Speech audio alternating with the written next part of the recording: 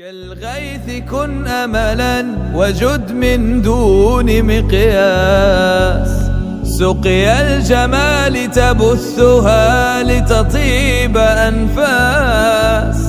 طمن قلوب الناس أن الناس للناس. السلام عليكم ورحمة الله وبركاته. اليوم في 28 رمضان نقوم الآن بتوزيع زكاة الفطر عن أهل الخير في مقاطعة بني توبة. نسأل الله سبحانه وتعالى أن يجزيهم خير الجزاء ويبارك لهم في أرزاقهم وأموالهم ويتقبل منهم صيامهم إن شاء الله. سيجزى محسن إلا بإحسان.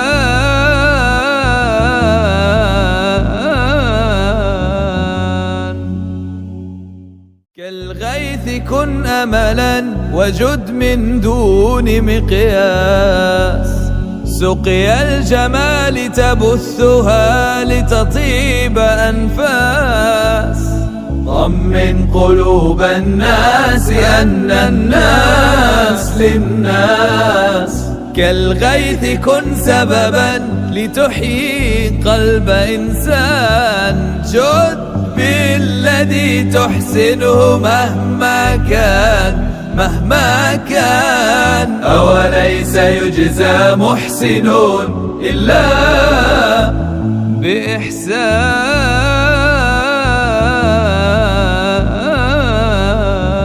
أوليس يجزى محسن إلا بإحسان.